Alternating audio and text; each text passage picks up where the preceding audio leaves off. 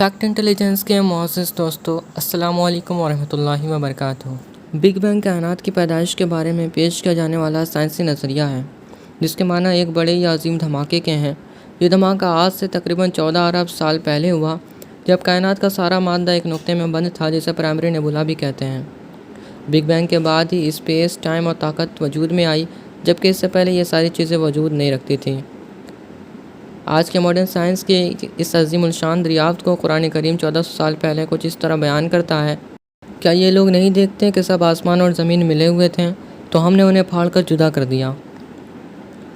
कुरान मजीद का ये नज़रिया बिल्कुल बिग बैंग नज़रिए से ममासलत रखती है।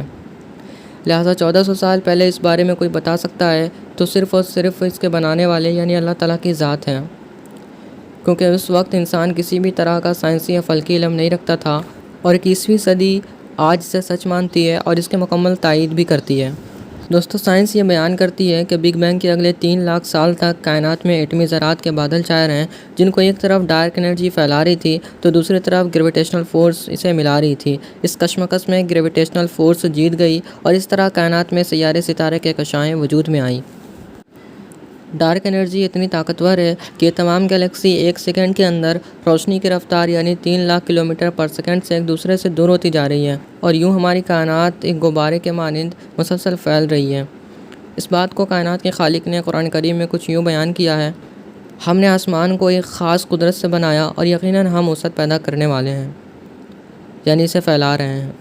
चलिए इसे एक मिसाल से समझ लेते हैं। जिस तरह एटमी धमाका या बम धमाका वाली कोई चीज़ फटती है तो इसमें मौजूद ज़रात या पार्टिकल्स दूर दूर तक फैल जाते हैं, और चूँकि खुला में हर तरफ खाली जगह है, लिहाजा बिग बैंग के धमाके के बाद गैलेक्सीज़ रोशनी की रफ्तार से अब तक दूर होती चली जा रही हैं।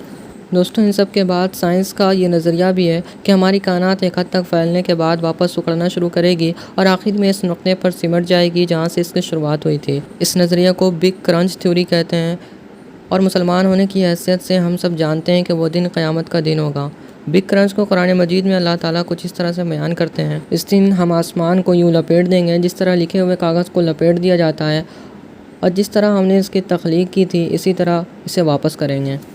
दोस्तों, इस आयत करीमा में अल्लाह ताला ने आसमान को कागज़ की तरह तय लगा कर लपेटने की बात कही है, और तय लगा कर इस चीज़ को लपेटा जाता है जो मतवाज़ी हो।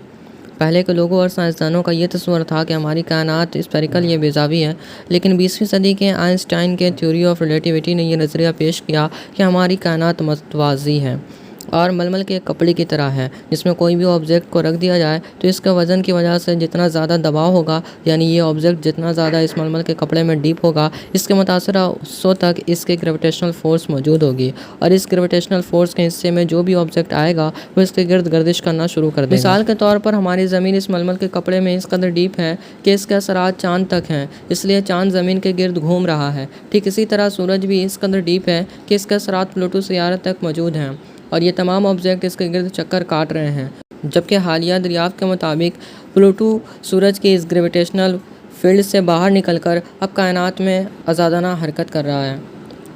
दोस्तों, कायनात की तख्लीक, इसके ख़ात्मे और इसकी पेचीदगियों के बारे में अगर कोई बता सकता है तो वो सिर्फ़ और सिर्फ इसके बनाने वाले यानी अल्लाह ताला की ज़ात हैं, और जिसने 1400 साल पहले इन बातों को कुरान करीम में बता दिया। मुझे उम्मीद है कि ये वीडियो आपके लिए काफ़ी इन्फॉर्मेटिव होगी और आपको इस वीडियो से बहुत कुछ जानने को मिला होगा। वीडियो अगर पसंद आई हो तो इसे लाइक और शेयर करना ना भूलें, और मज़ीद इस तरह की इन्फॉर्मेटिव वीडियोस के लिए इस चैनल को सब्सक्राइब करें और बेल के आइकन पर भी लाजमी क्लिक करें। मैं फिर मिलूँगा इसी तरह के एक और इन्फॉर्मेटिव वीडियो के साथ। तब तक के लिए अपना और अपने घर वालों का बहुत सा ख्याल रखिएगा। Thanks for watching this video. अल्लाह हाफिज़।